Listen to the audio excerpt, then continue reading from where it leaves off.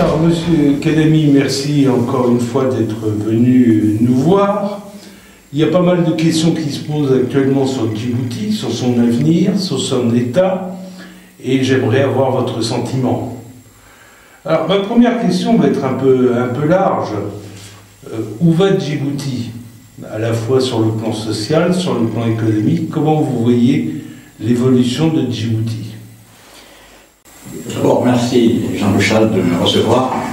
Et là, ça fait déjà 30 ans qu'on essaie de suivre ce qui se passe à Djibouti. Et aujourd'hui, plus que jamais, tout le monde, d'ailleurs toutes les catégories sociales, vous diront que Djibouti va à la dérive. Ça dure déjà quelques années, mais là, en ce moment, tout un chacun vous dira que Djibouti vraiment est dans une situation de dérive.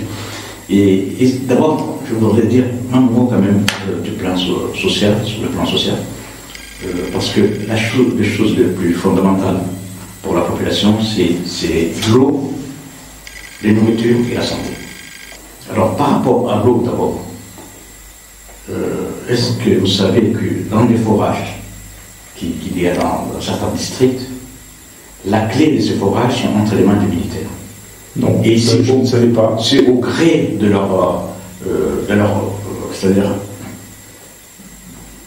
de leur sentiment qu'ils donnent ou qu'ils ne donnent pas l'eau à la population. Et des fois même, les femmes se font violenter, et ce qui est scandaleux.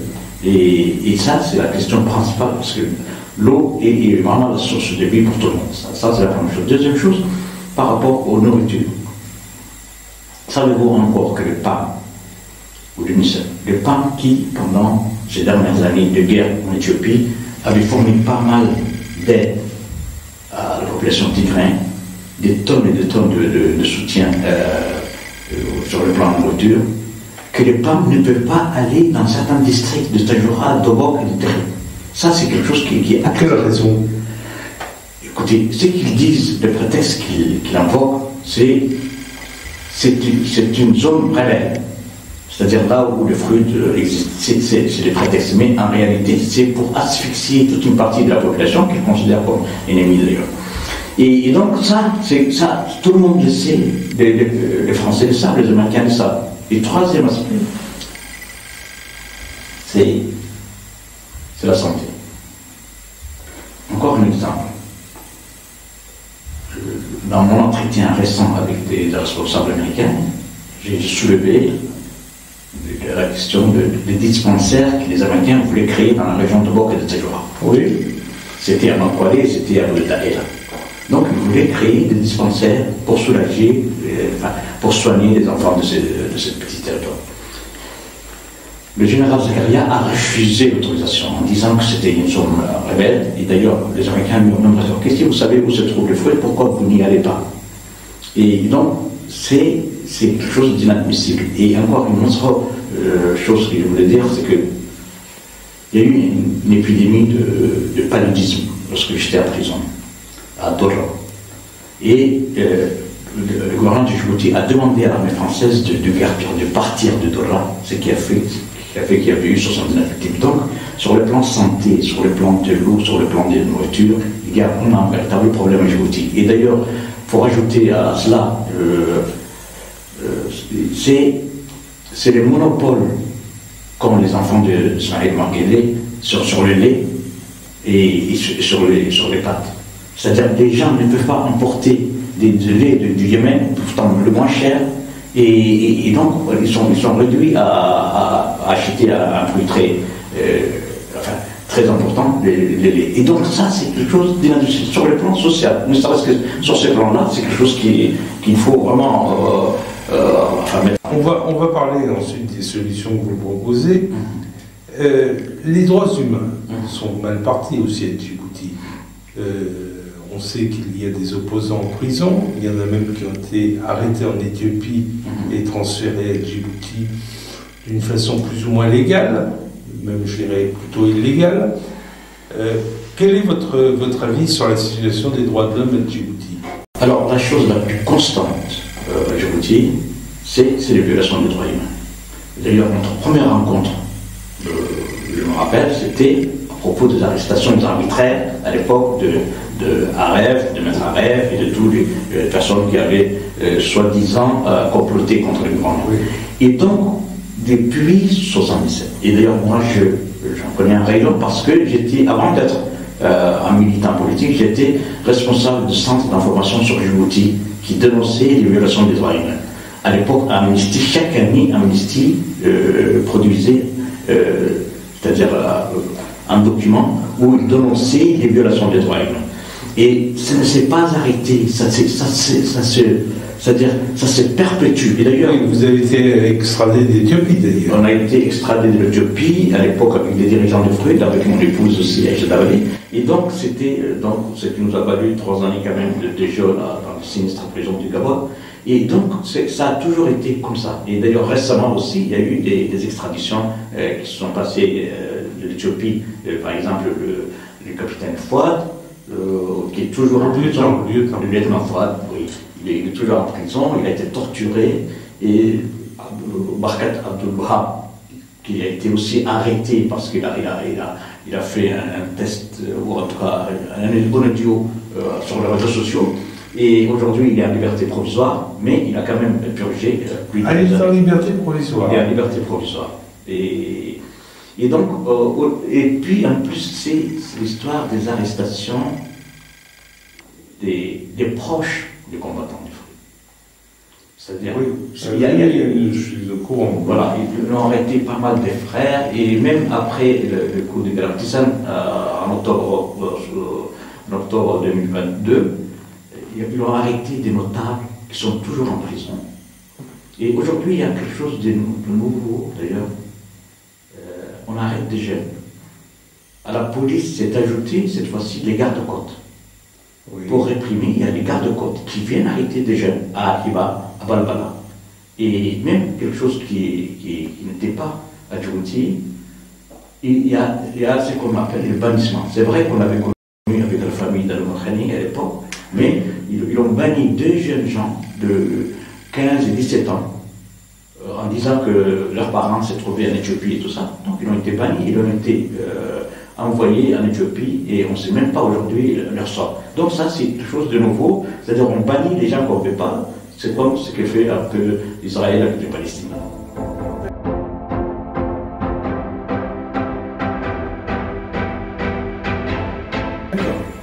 Alors, on va parler un peu justement de l'environnement politique avec les autres pays. D'abord, il y a un rapprochement avec l'Iran. Bon, est-ce que ça a une influence? D'autre part, il y a la signature, le renouvellement des accords de défense avec la France, accords de défense qui doivent prendre fin en 2024, plutôt, c'est très proche. Il y a les Chinois, les Américains, probablement une tension entre les deux. J'aimerais que vous nous fassiez un petit peu un aperçu de la situation politique internationale pour Djibouti, qui est dans une région en émoi. C'est un pays calme quand même, dans une région qui est complètement perturbée. Même l'Éthiopie avec le Tigré, la Somalie, le Yémen et l'Érythrée, qui est calme, mais qui est une dictature. Écoutez, Djibouti, comme l'a indiqué il y a quelques années un journaliste français, c'est devenu le porte-avions des armées du monde. Oui. Et oui, donc, on parlait de foire aux armements. Foire aux armements. Et je crois que cette présence de plusieurs armées, c'est un risque majeur pour le pays. Et aujourd'hui, nous savons que par rapport aux Français, donc les dirigeants africains ont toujours fait des caprices pour les Français, parce qu'on les a gâtés, parce que c'est des grands enfants, enfin, ils se considèrent comme ça. Donc, depuis le 5e mandat, le président de Djibouti, Ismaël Mangédé, tente d'avaliser, de faire avaliser par la France la succession dynastique, que ce soit sa fille ou son neveu. Devant les réticences des Français, il y a un chantage au renouvellement de l'accord de défense avec la France. Il n'y a pas aussi la base du Héron qui est en jeu? C'est important, la base du Héron, effectivement. Les Français ne sont pas prêts à accepter cela, enfin, pour le moment. Et il y a cela aussi. Mais je crois qu'en filigrane aussi, il y a toujours ce désir du Ismaël Benguédé de faire avaliser la succession dynastique. Et d'ailleurs, la dernière visite des fonctionnaires djiboutiens, c'était pour dire aux Français, nous n'avons plus besoin de la France pour la garantie de la sécurité aérienne. On s'en doute, parce que quand on a les Chinois et les Américains sur son sol, les forces armées américaines et chinoises, qu'est-ce qu'ils risquent? Est-ce qu'il a besoin de la France? Et il y a en plus un mouvement anti-français qui se développe en Afrique de l'Ouest et en Afrique centrale. Écoutez, nous avons parlé tout à l'heure de comment on envisage des choses, mais si on se met du côté français, s'ils n'ont pas la garantie c'est-à-dire du survol de la sécurité aérienne, même les troupes françaises sont en danger. Il ne peut pas accepter c'est une façon de refuser justement le renouvellement de l'accord. Alors, moi je pense que pour l'équilibre dans ces pays-là, nous ne sommes pas pour qu'il y ait monopole de la Chine ou d'un autre État sur Djibouti. La mainmise complète. C'est la raison pour laquelle nous sommes aujourd'hui. Il y a un équilibre au sein de toutes ces forces qui sont là, pour que Djibouti garde quand même une certaine indépendance. C'est ce qu'on... Bon, on ne peut pas mettre fin à tous ces présences et tout ça, mais ce qu'on peut dire, c'est qu'il faut au moins un équilibre dans cette région et qu'il n'y ait pas de monopole de tel ou tel pays et pas de la Chine complète. C'est la raison pour laquelle nous sommes aujourd'hui. Il y a un équilibre au sein de toutes ces forces qui sont là, pour que Djibouti garde quand même une certaine indépendance. C'est ce qu'on... Bon, on ne peut pas mettre fin à tous ces présences et tout ça, mais ce qu'on peut dire, c'est qu'il faut au moins un équilibre dans cette région et qu'il n'y ait pas de monopole de tel ou tel pays et pas de la Chine. La Chine n'est-elle pas en train d'essayer d'en faire une province? En tout cas, elle est en train de... Sur le plan économique, sur le plan militaire, on n'en sait rien, on ne sait pas combien il y a d'hommes dans leur base, mais leur puissance est énorme. Sur le plan financier, Djibouti s'est tellement endetté par rapport à la Chine qu'elle est déjà dépendante de la Chine. Et nous, ce que nous envisageons quand même, c'est de revoir tout cela. Oui, mais comment vous allez le revoir? On ne peut pas rembourser la Chine. En tout cas, la dernière fois, il n'y a même pas 3 semaines, 412 milliards de francs Djibouti, ça veut dire 2 milliards de dollars, ont été saisis en Afrique du Sud sur le compte d'Ismaël Benguédé et de ça. Alors, j'ai eu cette information, vous la vérifiez, vous la confirmez? Nous, je la confirme, absolument. C'est des sources très fiables, ça a été confirmé. Et donc, pour vous dire le montant de l'argent qu'il y a dans les comptes d'Ismaël Benguédé et de sa famille. Et donc, mais les Chinois vont se rembourser sur ça. En tout cas, ça c'est une piste que nous envisageons. Mais cette saisie était faite à la demande des Américains. À la demande des Américains, et c'était parce que le tribunal de Columbia avait demandé le remboursement de 480 millions de dollars pour le dépit port. Voilà, pour le dépit port. Voilà. Et donc, et d'ailleurs, les Américains ont fait les mêmes démarches auprès de la Suisse. Oui. Et la Suisse a envoyé aussi une missive à Djibouti en leur disant que dans quelques mois, si vous ne réglez pas le montant, votre compte, le compte et d'Ismaël Benguédé et de ses filles seront saisis. D'accord. Il aurait écrit une lettre en ce sens à l'ambassadeur de France, à l'ambassadeur de Djibouti en France. D'accord. Et vous confirmez cette information? Nous confirmons. Bon, alors.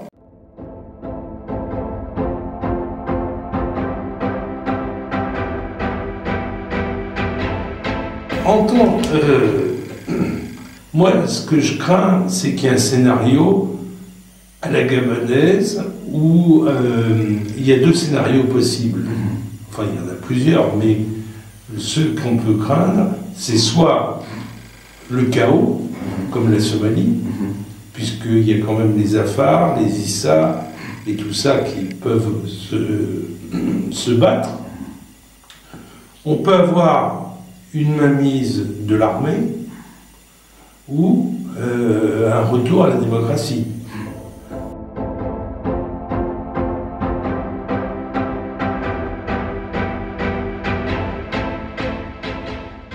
Moi, je pense que l'opposition n'a pas joué son rôle jusqu'à maintenant, parce qu'elle est beaucoup plus préoccupée par des haines intestines, je dirais, entre elles. Je préfère avoir Guélé, j'ai tendance à le dire en riant, je préfère avoir Guélé que l'un des autres opposants. Alors, est-ce que l'opposition n'a pas une responsabilité dans tout ça? Nous avons une responsabilité dans le maintien de cette dictature depuis 46 ans. Est-ce que l'opposition a-t-elle lutté ou non? Elle a lutté. Est-ce qu'ils sont arrivés à un résultat? Pas nécessairement. Mais nous, on peut parler de fruits. Oui. Et on manque de fruits. Alors, vous avez essayé de faire des choses. Il y a eu les chartes de transition qui me paraissaient une bonne idée et qui a fait pchit. Non, ça n'a pas fait pchit parce que c'est une donnée fondamentale qui reste ici. Mais par rapport aux fruits, ce que je veux dire, c'est le fruit, ce n'est pas tombé du ciel ni sorti des terres. C'est un continuum des forces démocratiques qui ont lutté depuis l'indépendance pour la démocratie, pour la gouvernance. Alors, la première étape de Fruit, grâce au sacrifice des combattants, il y a eu ce qu'on appelait le quadripartisme. Oui. La deuxième étape de Fruit, ça a été le multipartisme, enfin, que j'appelle administratif parce que ça n'a pas vraiment marché. Mais, toujours est-il, il y a eu quand même une évolution. Parce que, encore, parce que les Fruit avaient combattu. Troisième étape, et de notre point de vue, c'est l'ultime étape. C'est l'ultime étape. Nous allons tout faire pour débrancher cette machine qui maintient artificiellement en vie cette dictature, ce régime. Et c'est pour cela, aujourd'hui, tous les gens qui veulent le changement dans ces pays-là, nous les appelons. Nous les appelons. Nombreux. Oui, nombreux. Et nous les appelons. C'est fini les tergiversations. Nous, en ce qui nous concerne, le fruit, nous allons prendre nos responsabilités. Et c'est que nous disons aujourd'hui, il n'y a pas 36 solutions, il n'y a pas l'alternance par les hommes. On l'a vérifié à 3 reprises. On n'a pas pu arriver à cela. Et pourtant, on a contribué tous à ce que Ismaïl soit mis à nu. La population a démontré qu'il était minoritaire. Voilà, minoritaire, complètement. Mais ça n'a pas abouti. Alors, c'est pour ça, d'ailleurs, à l'époque, cette question de la transition. Et c'est pour ça, aujourd'hui, quels que soient les bords, on ne peut pas faire l'économie d'une transition. Parce que je suis d'accord avec vous. On ne peut pas faire l'économie parce que le sel, comme disent les Bamileke, le sel ne donne pas du sucre. Le sel ne peut pas être sucré. Et donc, il faudra passer par cette étape-là. Et c'est la raison pour laquelle cette charte est déjà une acquis. Il y a pas mal de gens qui ont signé, c'est un acquis. C'est la signature qui est importante. Et dès demain, c'est que nous envisageons. D'abord, c'est essayer de combattre ce régime. Parce que tout le monde aujourd'hui, tout le monde nous indique, tout le monde nous appelle pour dire écoutez, il n'y a pas d'autres espoirs. Ils disent c'est les fruits, ça. Désolé de le dire, c'est moi qui le dis, mais ils nous disent ça. Et nous, aujourd'hui, en fin septembre, nous prenons notre engagement, notre responsabilité de dire nous, on va mettre notre responsabilité dans le fait de réduire l'influence de cet État aujourd'hui qui de plus en plus, à chaque fois qu'il s'affaiblisse, il devient beaucoup plus violent qu'avant. Donc, c'est la raison pour laquelle nous disons le temps est venu de notre point de vue, renforcer la lutte armée.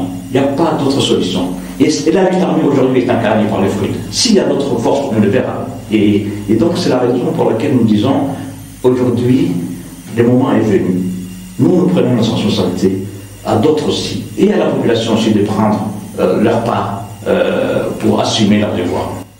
Oui, alors, beaucoup de gens le disent.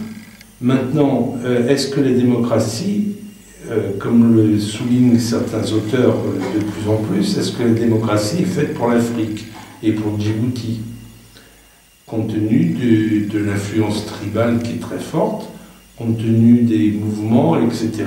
Est-ce que la démocratie est la solution pour Djibouti? Moi, je crois que qu'est-ce qu'on entend par démocratie? C'est le fait que les gens puissent s'exprimer, dire ce qu'ils... Oui, c'est quand même la majorité. Voilà, qu'ils disent aussi qu'ils ne sont pas d'accord avec ce qui se passe. Et s'il y a gabegie, et s'il y a par exemple corruption, et s'il y a des crimes, et s'il y a des violations des droits de l'homme, on ne veut pas de cela, on veut autre chose. Alors, c'est vrai qu'il y a deux choses par rapport à Djibouti. C'est pas global. À Djibouti, il y a eu deux options, deux visions dès le début de l'indépendance. Oui. Une vision qui consistait à mettre le clan au-dessus de tout. C'était la vision de Hassan Goulet et de son entourage, et d'Ismaël Ouagel. Et la vision qui consistait à dire que cette république, elle doit être citoyenne. C'est-à-dire que ça doit être une inclusion de toutes les catégories sociales, de toutes les composantes. Ça, c'était la vision d'Ahmed Dini. À l'époque, Hassan Goulet était soutenu et par la Somalie et par la France pour maintenir cela. Et aujourd'hui, on est dans la continuité de cette politique. Alors, ce que nous disons aujourd'hui, ce système a fait faillite.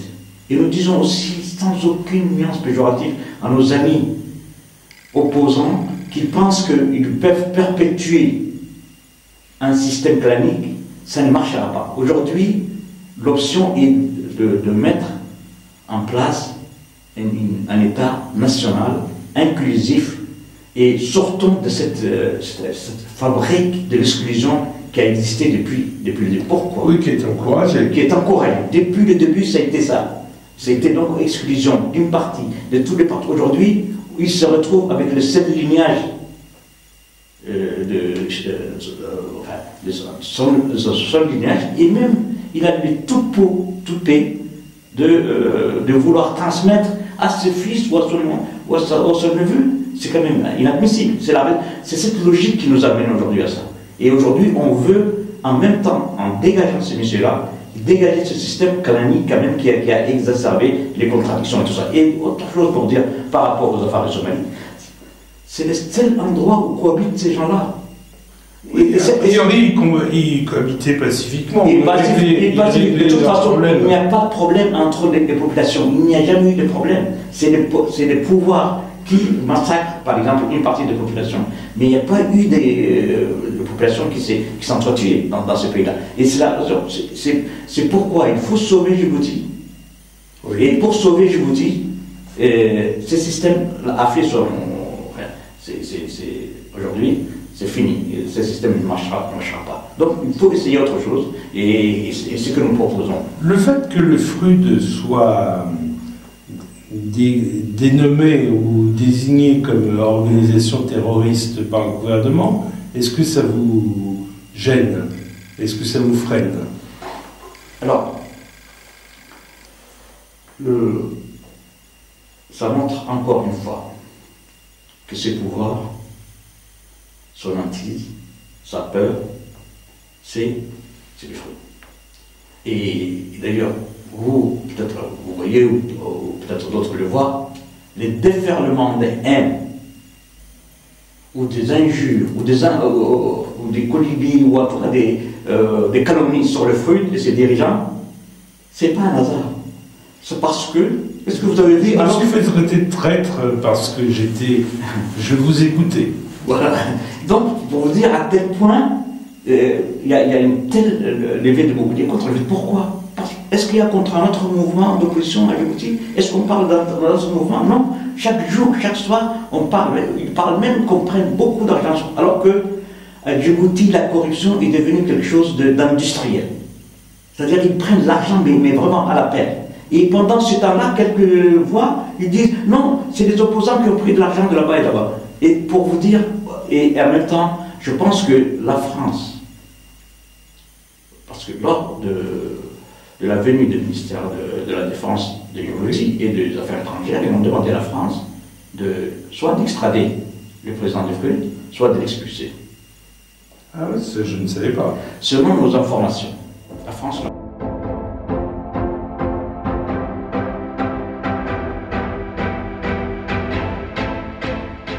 a dit le Fruit, ce n'est pas une organisation terroriste. Ni les Nations Unies, ni l'Union européenne, ni les Américains considèrent le Fruit comme une organisation terroriste.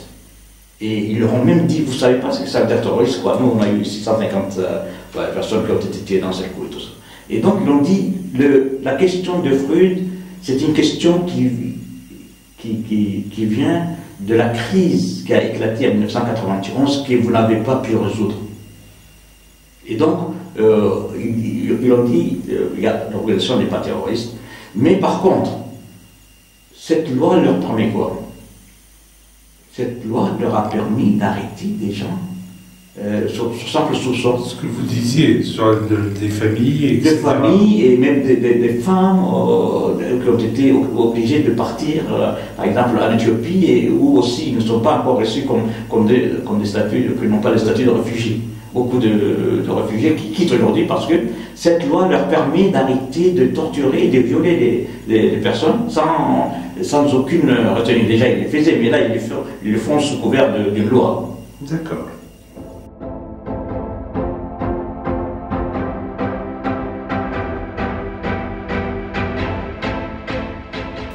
Alors, comment vous voyez les choses?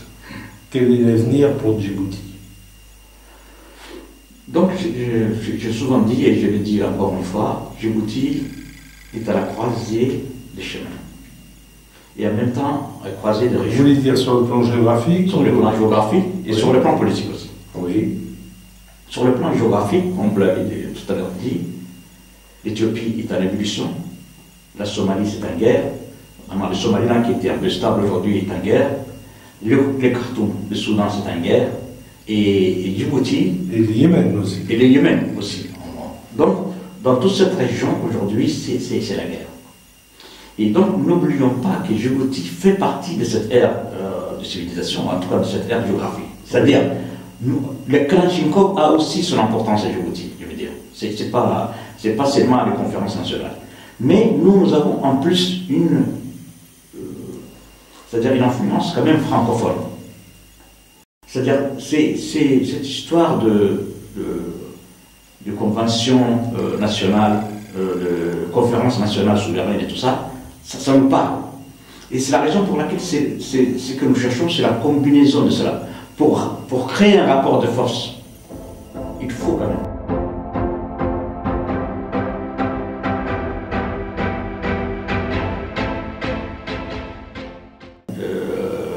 Une lutte armée. Mais en même temps, la lutte armée n'est pas une fin en soi. En même temps, nous pensons qu'une conférence nationale, le moment venu, pourra aborder toutes les questions aujourd'hui qui n'a pas été créée, que pendant 46 ans a été mise de côté, c'est-à-dire la question nationale, la question du développement de toutes les régions, la question c'est-à-dire que ces gens-là puissent être citoyens. On ne va pas aujourd'hui chercher la couleur de telle ou telle personne. Et donc, nous sommes, je disais, à la croisée du chemin. Et encore, je fais partie des gens qui ont traversé toute cette période. Et donc, nous avons un certain nombre d'expériences. On a envie d'éviter pas mal des choses qui sont passées ailleurs. Et c'est pourquoi, aujourd'hui, franchement, avant que ça n'éclate, avant que ça devienne quelque chose qu'on ne peut plus maîtriser, moi je crois qu'aujourd'hui il est temps, et d'ailleurs j'ai dit dans mes discussions avec les Français, avec les Américains, qu'ils doivent accompagner cette transition. Ils ne doivent pas rester à regarder, à observer que les... Qu'est-ce que représente le Fruit par rapport à l'armée djiboutienne? Pas grand-chose. L'avenir me dira. Mais ce que j'ai dit, c'est que c'est des gens, c'est ça qui est très très important, c'est des gens sans salaire. Même certains ont eu leurs frères tués, ils restent dans les maquis. Et ça se renforce. Le problème est là, malgré le fait qu'on a voulu... Vous voulez dire qu'ils sont motivés? Motivés, et il y a de plus en plus de gens, et ça c'est la première chose. Deuxième chose, l'armée n'est pas motivée, c'est ça que je voulais dire. Depuis qu'on a nommé colonel le fils du général Zakaria, c'est-à-dire Ibrahim Zakaria, aujourd'hui toute la hiérarchie qui est composée à 90% des Issa quand même, toute la hiérarchie aujourd'hui est mécontente. Et donc, il y a eu des désertions en masse. Il y a eu à peu près 69 personnes qui ont été arrêtées aujourd'hui, au 3 septembre. Mais on m'apprend depuis 3 jours, il y a aussi une centaine qui ont refusé de combattre, et donc qui sont aux arrêts, qui sont suspendus. Et l'armée n'est pas, j'allais dire, n'est pas motivée du tout. Et en plus, on les arnaque. Par exemple, pour les gens qui sont à Doumera, qui sont en Somalie. Oui. C'est-à-dire... oui, les forces djiboutiennes qui sont en Somalie. Dans le cadre de la mission. Normalement, on doit les payer. C'est les Nations Unies qui payent. Mais aujourd'hui, ils n'ont même pas leur salaire de base depuis 3 mois. Ils réclament leur salaire de base. On les arnaque, et c'est Zakaria et son fils qui se mettent plein la poche. Et donc ça, dans l'armée, ça ne marche pas. C'est la raison pour laquelle, ce qui est très très important à savoir, ils sont en train de recruter des Hawiyés. C'est un sous-clan somalien. Oui. Les Hawiyés, qui sont très très branchés sur d'ailleurs avec les Shabbat. Et aujourd'hui, il y a à peu près 2800 Hawiyés qui ont été recrutés et dans l'armée, dans la sécurité et dans la police. Ça parce que... À Djibouti. À Djibouti. C'est parce qu'ils sont dans les camps de Mariama, de Damerjog et dans les camps de police. Ceci démontre qu'ils ne vont pas. Ils n'ont plus confiance en l'armée djiboutienne. Et d'ailleurs, tous les officiers qui ne sont pas dans ma salle aujourd'hui sont écartés. Alors, est-ce que vous voyez un soulèvement de l'armée à Djibouti, un coup d'État fait par l'armée? C'est très très difficile, étant donné le fait qu'il y a une épuration. Oui. Non seulement l'épuration des affaires depuis longtemps, des autres, mais les épurations des autres aussi, ça aujourd'hui, c'est très difficile. Très difficile. J'ajouterai une chose qui est très très importante. Au début de ces mois, septembre, 300 Hawiyés, dont la majorité est Al-Shabaab, ont été formés au Maroc comme parachutistes et comme commandos, sous couvert de l'armée djiboutienne. Oui, ça j'ai eu ça, oui. Ces gens-là sont aujourd'hui soit dans le camp de la police, soit dans les camps de la garde républicaine. Vous vous rendez compte, aujourd'hui, le gouvernement de Djibouti a formé des Shabab, c'est-à-dire comme parachutistes et comme des commandos, et comme même des snipers. Il y a eu au moins 15 personnes qui ont été formées en cela. Mais où on va? Et c'est pour ça qu'on doit mettre fin à ces régimes. D'accord. Ben écoutez, je vous remercie. Vous avez encore quelque chose à ajouter? Merci beaucoup. Encore un petit appel quand même à l'armée. Je pense que les combattants de Free vont faire leur boulot. On demande à l'armée, aux jeunes recrues, aux vieux recrues, de ne pas servir de chair à canon à Ismaël Makete et à sa famille. Parce que nous, ce qu'on veut, c'est rétablir tous les droits à tous les gens, y compris pour les militaires. Oui, vous ne voulez pas descendre des gens pour le plaisir. Pour le plaisir, exactement. Et donc on leur dit, écoutez, franchement, ne combattez pas, baissez les armes. C'est pas toujours facile.